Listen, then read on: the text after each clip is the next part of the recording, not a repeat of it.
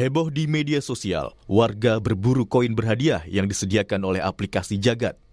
Dalam permainan, aplikasi Koin Jagad mengajak pengguna untuk berburu koin virtual yang tersebar di berbagai lokasi publik di kota-kota besar di Indonesia, seperti Jakarta, Bandung, dan Surabaya. Target lokasinya adalah fasilitas umum seperti taman dan sejumlah lokasi lainnya. Koin Jagad ini bentuknya seperti koin bulat besar ini ya. Dan itu ada yang warnanya bronze, silver, dan yang gold. Dan setiap warna yang berbeda-beda itu juga mempunyai nominal yang berbeda-beda.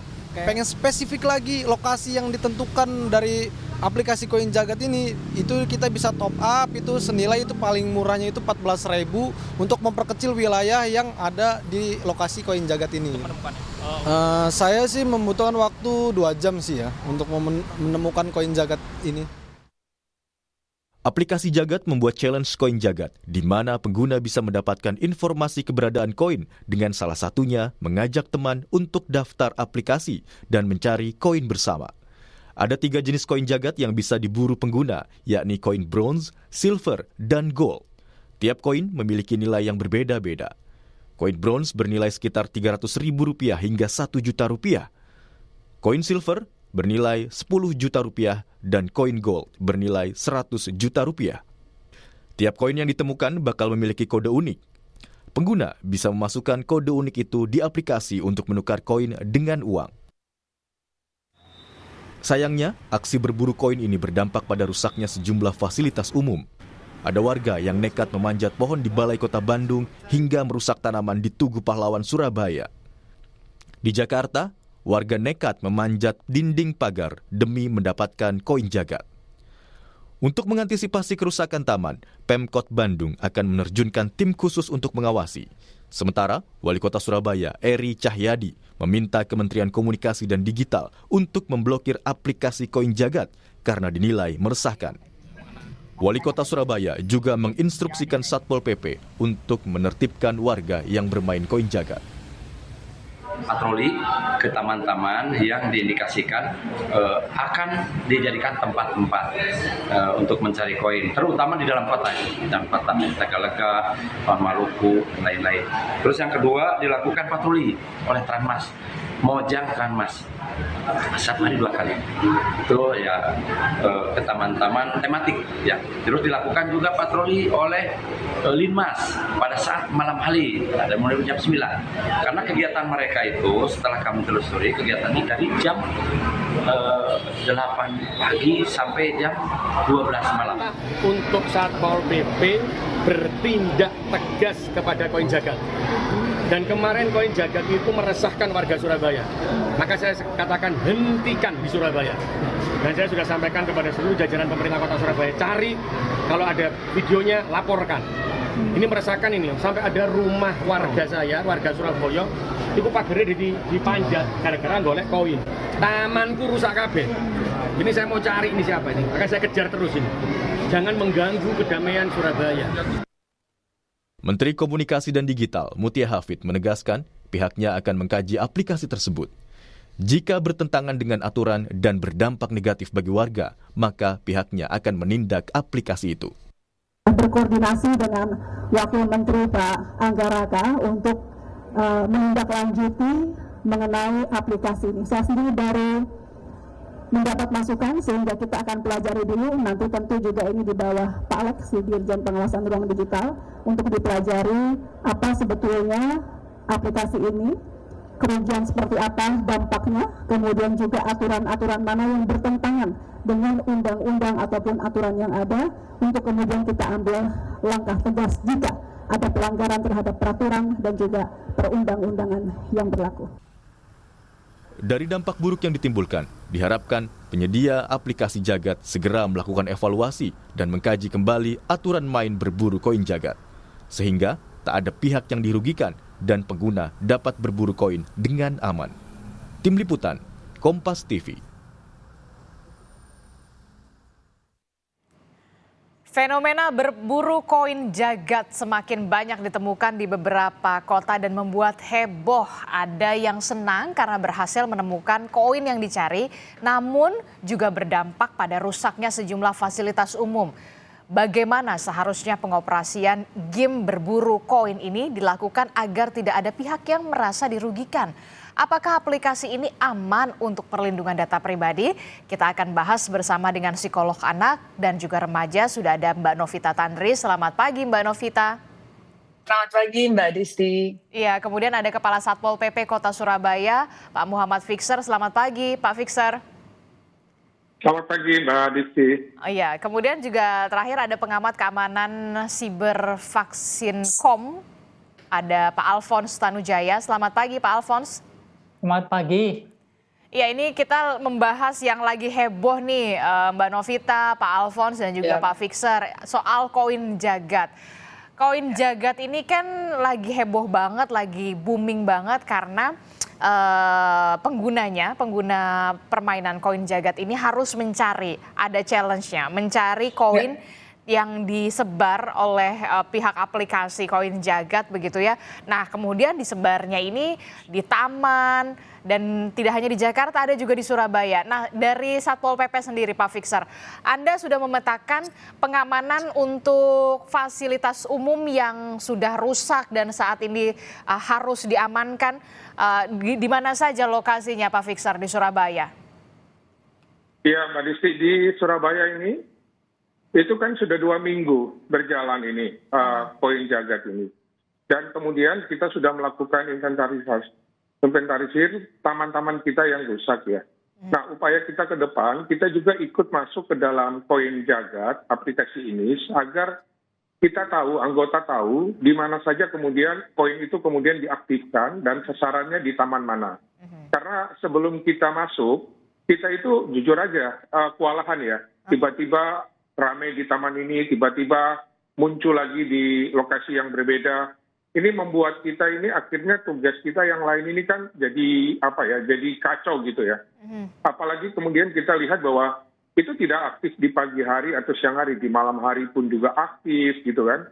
Sehingga kemudian kita pada saat itu membagi anggota, tapi namun setelah kita masuk ke dalam koin, kita sudah bisa melihat akan diaktifkan di lokasi mana. Yang kedua, sekarang taman-taman ini kita pasang LH Lane atau Satpol PP Lane di sekitar taman. Jadi fasilitas umum yang ada taman kita pasang itu supaya kemudian jangan sampai pencari koin ini merusak. Karena kita sudah bisa tahu bahwa banyak taman di Surabaya yang dirusaki, diinjak-injak, tong sampah dibuang. Kalau kita lihat perilaku itu semacam, mohon maaf ya, macam zombie gitu. Diperhatikannya ke bawah, jalannya enggak. Mereka juga anak-anak ini atau yang cari ini kan orang dewasa juga ya, sama anak-anak itu tidak memperhatikan lingkungan sekelilingnya, bisa jadi kecelakaan. Bahkan kemudian ini diletakkan tidak hanya di tengah taman, tapi di pinggir-pinggir sungai ya. Kita sangat khawatir kemudian ini saling rebutan, terus terjadi dorong-mendorong, ada yang jatuh ke dalam sungai yang kemudian tidak bisa berenang. Ini kan akan menimbulkan masalah lain. Di Surabaya sendiri ini sudah ada motor yang hilang ya, warga yang gara-gara fokus cari koin, motornya justru diambil sama pencuri. Jadi ini kejadian fenomena ini sangat meresahkan ya bagi kota Surabaya ya. Oke, jadi bahkan tadinya mau untung malah jadi buntung ya Pak Fixer ya?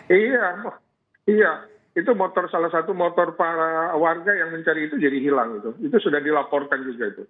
Oke, ini sangat disayangkan sekali begitu ya, pencari koin yang tadinya mau untung justru malah merugikan fasilitas umum begitu ya, taman-taman jadi rusak, bahkan koinnya juga ada yang ditaruh di pinggir sungai yang kemudian juga nantinya dikhawatirkan malah berdampak membahayakan begitu ya, Pak Fixer ya?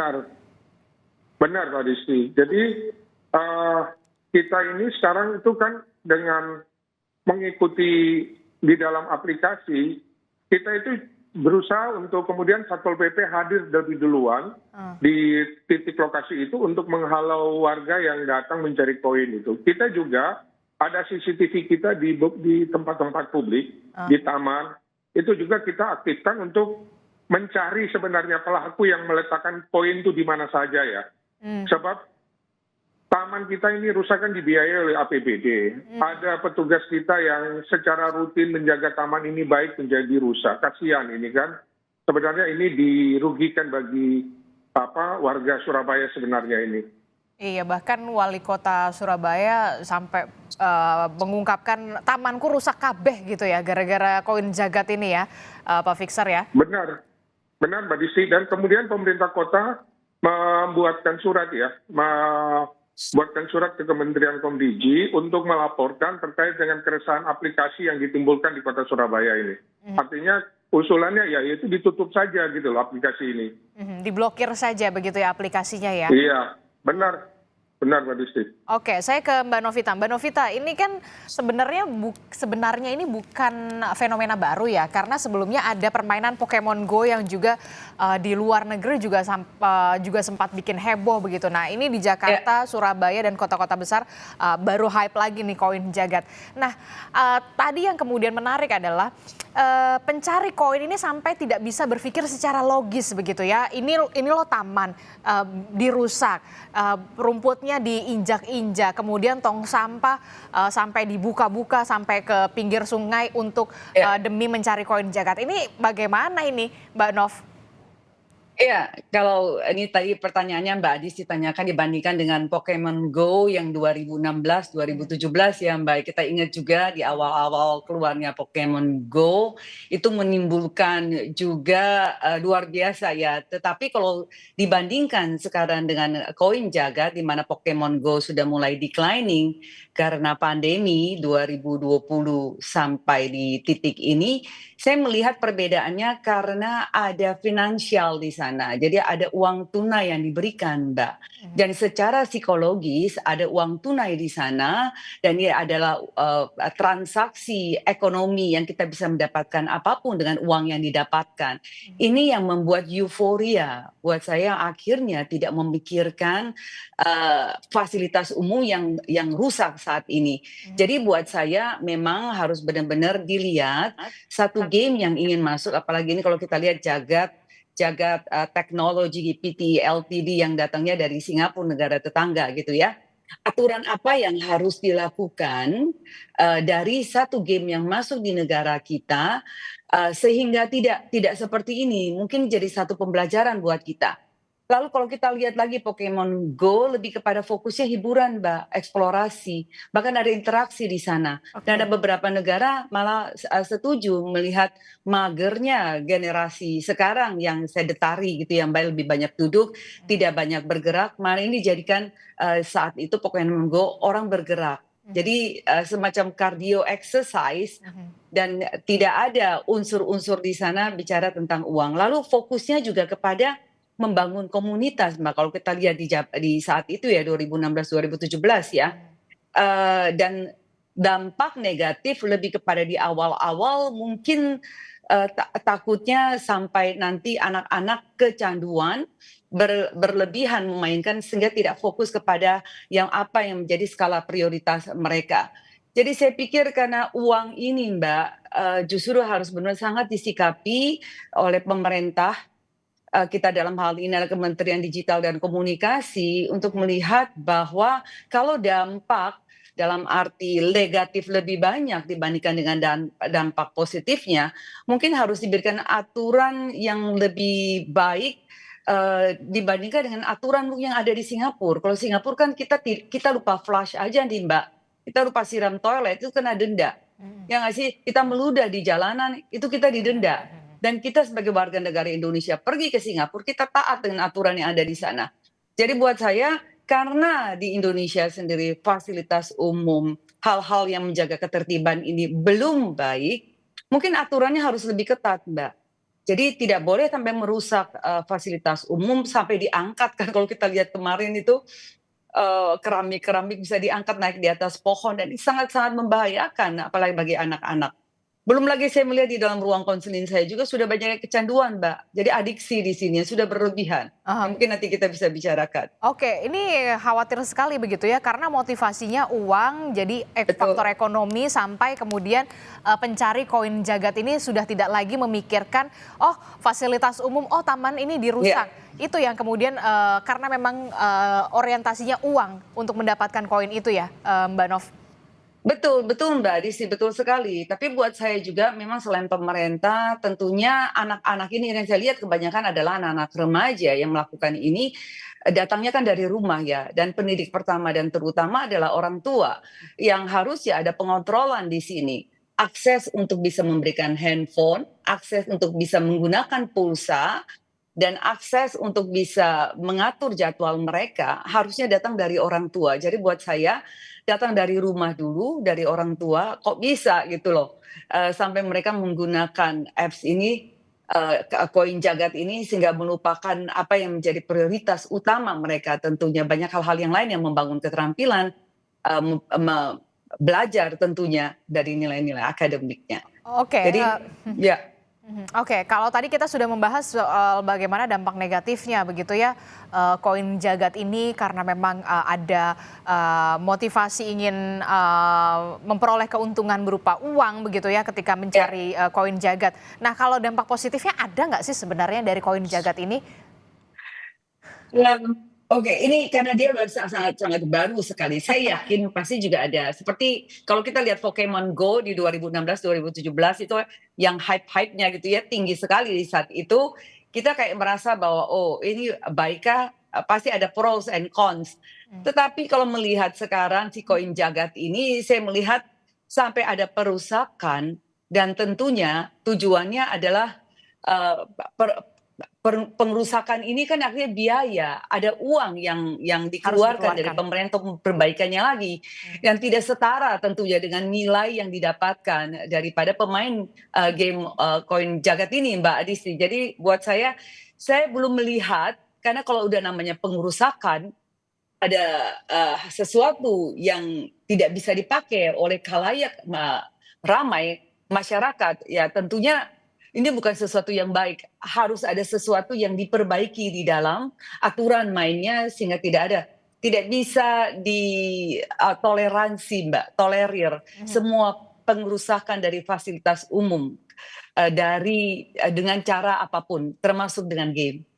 Oke, saya sepakat ini ya, harus ada kemudian perbaikan di dalam aplikasi koin jagat ini soal aturannya seperti apa harus jelas begitu ya. Saya ke Mas Alphonse. Mas Alphonse ini gimana nih sebenarnya bisa nggak sih aplikasi ini kemudian dikomunikasikan dulu ke Komdigi, aturannya dibuat dulu semacam apa begitu ya, termasuk juga jangan sampai niatnya baik begitu tapi kemudian malah merusak fasilitas umum aturannya. Ini memang niatnya baik dan Jagat ini sebenarnya salah satu aplikasi location sharing. Jadi dulunya Zenly contohnya, sekarang location sharing dan mereka kesulitan mendapatkan user base, lalu dia pakailah Treasure Hunt ini dan terbukti ini cukup efektif dari sisi mendapatkan user. Hari ini mereka ada 5 juta user. 5 juta user? Memang 5 juta download di Indonesia saja. Dan memang kita lihat menimbulkan banyak kekacauan ya. Jadi banyak GBK juga protes dirusak, banyak taman-taman, kasihan ya Pak Fixer dan teman-teman juga setengah mati dirusak. Nah, kalau saya melihat dari sisi lain di mana ini yang main tuh rata-rata Gen Z dan lebih muda, Gen Alpha. Jadi tuh kita komunikasi dengan mereka tuh sebenarnya udah jomplang.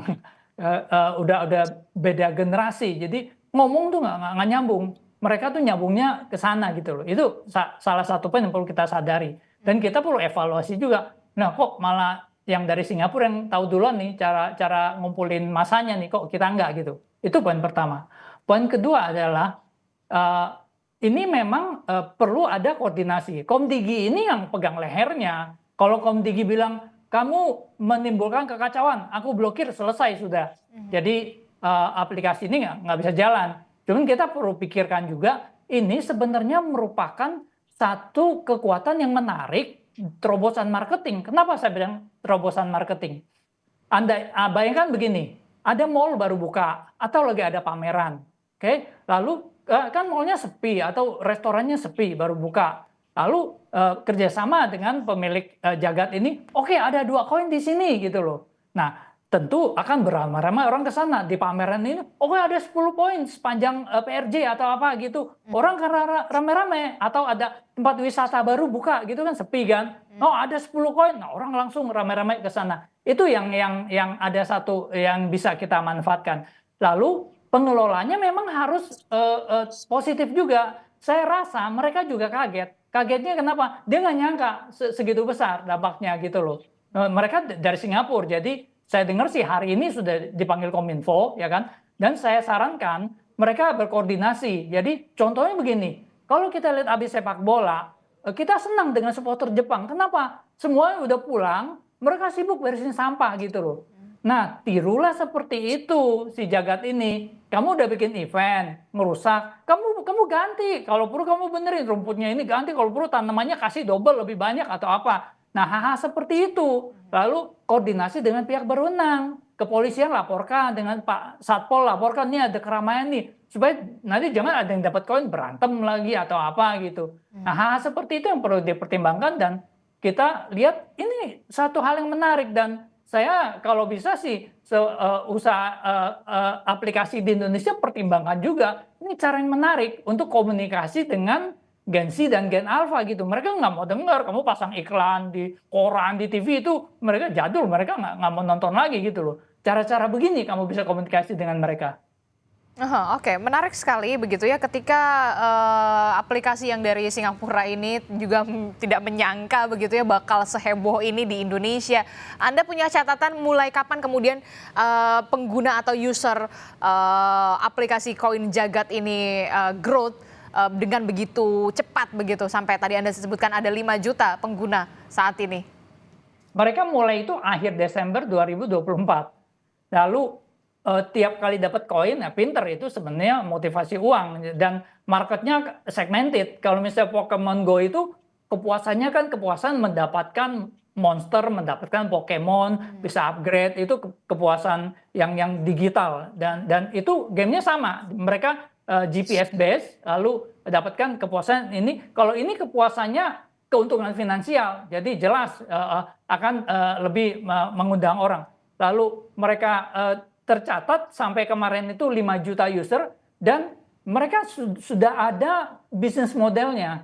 Bisnis modelnya apa? Jadi kamu bisa namanya jadi super jagat. Gimana caranya? Kamu bayar 70.000 sebulan jadi super jagat. Lalu dia waktu kamu buka mapnya kan ada koin-koinnya di mana aja.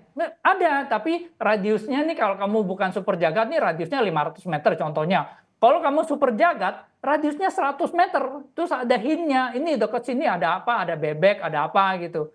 Nah, jadi itu kira-kira 70.000. User base-nya 5 juta. Katakan 2% saja yang menjadi super jagat, bayar 70.000, itu 100.000 orang, 1 bulan itu mereka terima 7 miliar. Nah, jadi kalau dia tebarkan koinnya dengan bijak, model bisnisnya bisa baik, dia bisa bertanggung jawab, koordinasi dengan pihak berwenang, tidak merusak, lalu bisa monetisasi dengan cara lain yang tadi dia kerjasama mau tempat wisata, mau mall, ayo sini kita bantu. Ini saya pikir ini bisa berjalan dengan baik. Cuman kalau mereka kurang bertanggung jawab, saya setuju ini harus ditindak gitu loh. Jadi Anda lebih setuju si koin Jagat ini diblokir saja atau kemudian harus ada perbaikan lagi soal aturannya? Hari ini kan Komdigi akan memanggil koin Jagat, aplikasi koin Jagat kalau tidak salah. Kedepannya kita kan harus menyerahkan negara ini ke yang lebih muda, ya kan? Dan kalau kita nggak bisa komunikasi dengan mereka, kita maunya ngomong dengan cara kita, yang kasihan ya negara kita yang rugi gitu loh. Lalu Indonesia juga perlu berkaca, orang Indonesia termasuk saya ya, bahwa loh kok malah negara lain yang tahu duluan nih cara berkomunikasi, cara mengumpulkan massa yang sangat efektif dan ini sangat murah. Mereka taruh di mall, kamu mau promosikan mall baru, bisa 100 juta miliaran gitu, belum tentu yang datang banyak. Ini kamu cuma taruh 10 koin, 1 koin 10 juta, 10 juta, kamu taruh koin 100 koin 100 juta, yang datang 5 juta potensialnya gitu loh. Jadi gambarannya kira-kira seperti itu. That's the power yang ada, yang ya silakan kamu mau musahkan dan akan berkembang tempat lain, atau kamu harness gitu loh. Oke, menarik sekali. Ada strategi marketing lainnya yang kemudian bisa dilakukan sebenarnya ya untuk koin jagat ini ketika Anda tadi menyebutkan mall baru buka atau objek wisata baru buka begitu, ketimbang kemudian anak-anak di bawah umur begitu ya, remaja ngerusak taman begitu ya, kemudian jadi PR juga nih apa namanya dari Pak Fixer dan juga kawan-kawan di Surabaya harus melakukan pengamanan di sana. Nanti kita akan bahas lagi soal bagaimana solusi yang harus dilakukan segera oleh pemerintah, dalam hal ini adalah Komdigi. Tetaplah bersama kami di Sapa Indonesia Pagi, kami akan kembali usai jeda.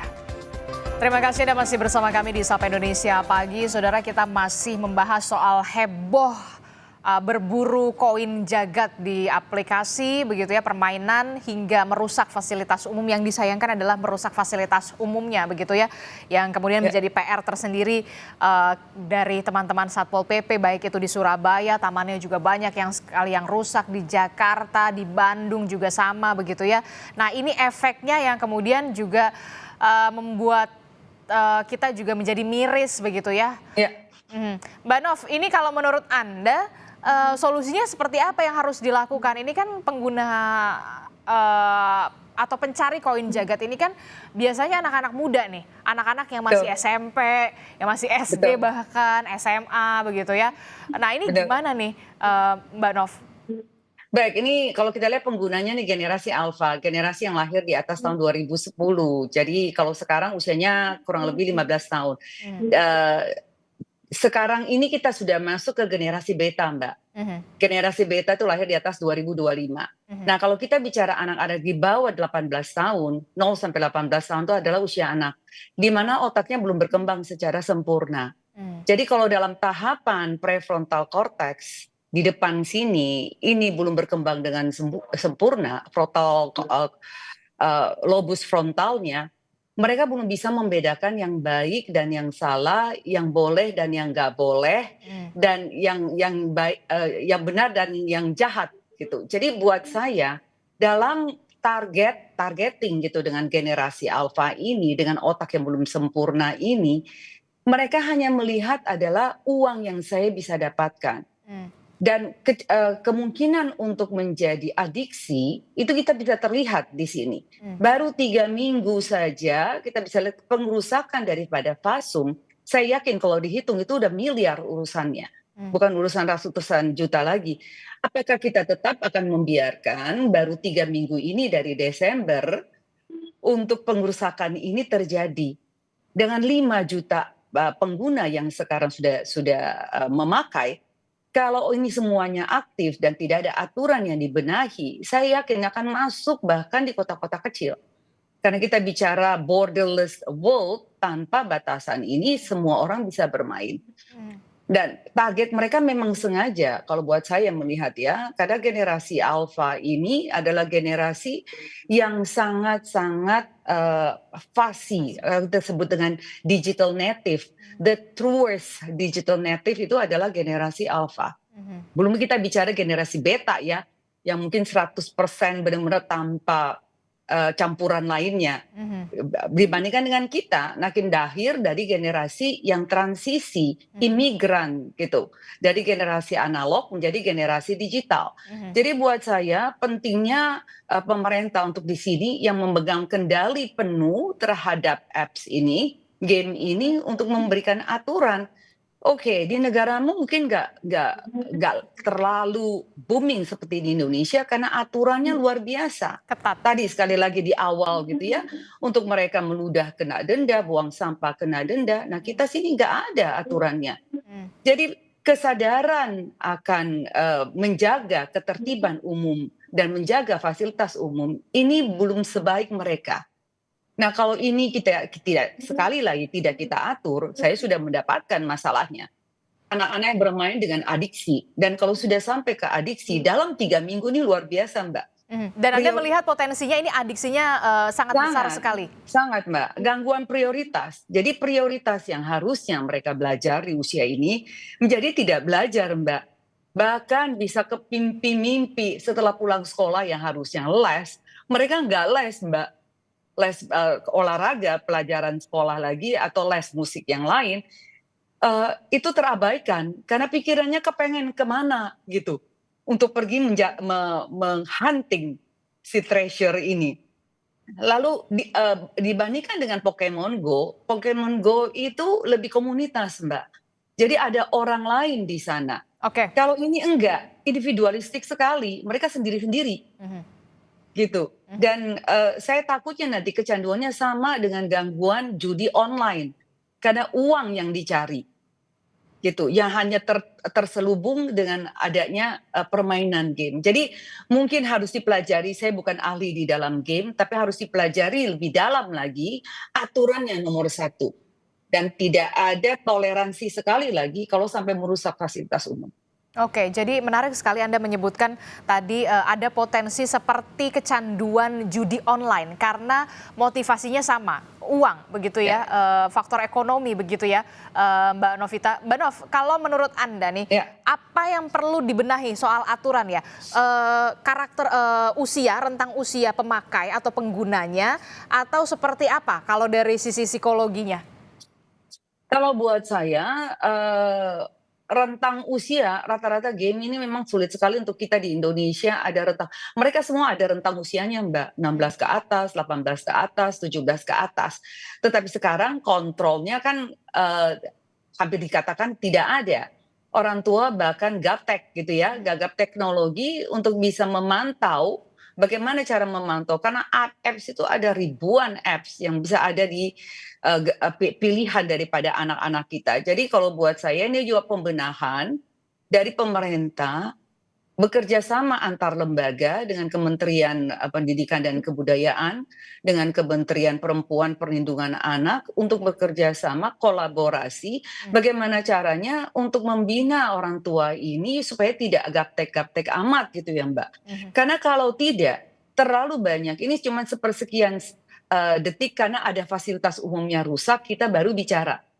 Tetapi banyak sekali yang merusak mental anak-anak seperti pornografi lewat game juga, ini banyak sekali. Dan merusak dari dalam, Mbak, dari anak-anak kita. Atau kekerasan yang terjadi, kalau kita lihat kekerasan yang terjadi dengan penyembahan kepada satu ikon tertentu, lalu ada yang harus dikorbankan, ini juga menjadi salah satu yang harus dilihat. Jadi tidak semua apps itu baik buat anak-anak, dan kalau tidak diawasi, tidak ada pengontrolan, ya ini kita ribut karena fasilitas umum. Tapi banyak sekali yang merusak anak-anak kita. Saya ke Pak Fixer. Pak Fixer, kalau dari kacamata Satpol PP sendiri, lebih banyak mudaratnya berarti ya soal koin jagat ini ya? Ya, lebih banyak mudaratnya ya. Bikin rusak banyak ya fasilitas umum.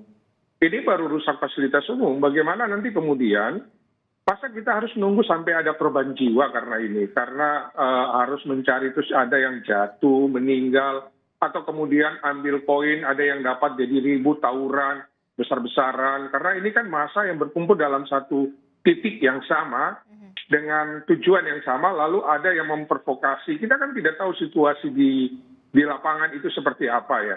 Ini konflik gesekan itu cukup besar. Jadi awalnya senang-senang bisa jadi rame, terus menanti ada korban jiwa, baru kita kebakaran jenggot semua, nutup sana. Wah, ini kan tidak benar ini. Jadi sebenarnya saya setuju sekali itu tadi dengan Bu Novita. Kita lihat manfaatnya lah ya.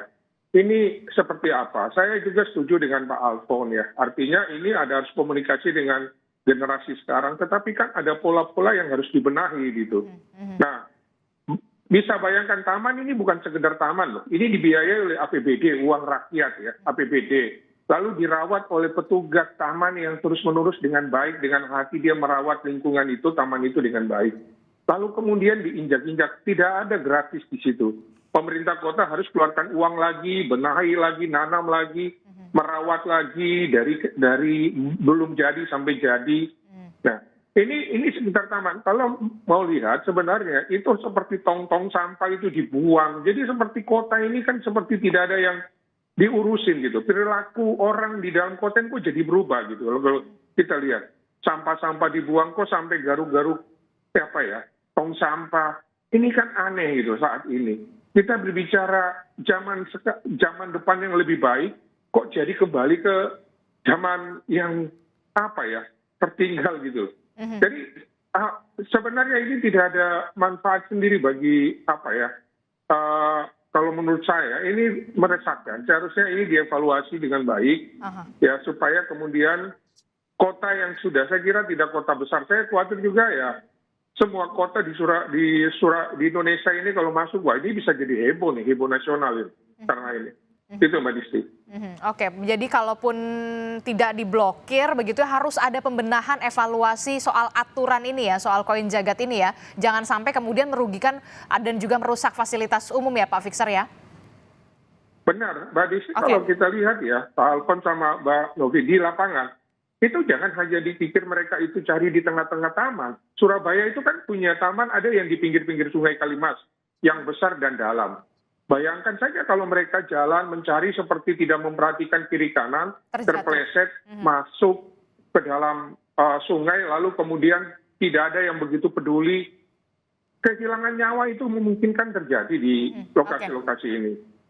Jadi jangan sampai mau untung malah jadi buntung begitu ya Pak Fixer ya. Terakhir saya ke Mas Alfons. Mas Alfons, kalau dari Anda pribadi perlu evaluasi semacam apa yang harus dilakukan segera? Saya bilang segera oleh Komdigi ini seperti apa? Termasuk juga soal keamanan data pribadi bagi penggunanya juga perlu diperhatikan, Mas Alfons.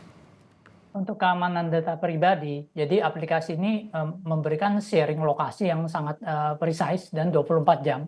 Jadi katakan ambil ekstrimnya, aplikasi ini kalau saya pakai, mungkin dia lebih tahu saya di mana daripada istri saya, karena 24 jam dia tahu. Itu pertama, dan ada sharing siapa kontak Anda, lalu ada sharing dari foto dokumen, lalu mereka melakukan sharing ke media sosial. Dan di situ ada bahayanya. Kenapa? Kalau media sosial itu tidak semua kita kenal. Lalu waktu di share ini adalah aplikasi location sharing sejatinya, ya kan? Kita share lokasi kita lagi cari ini, ada yang beritikat jahat, mereka bisa tahu lokasi kita dengan tepat.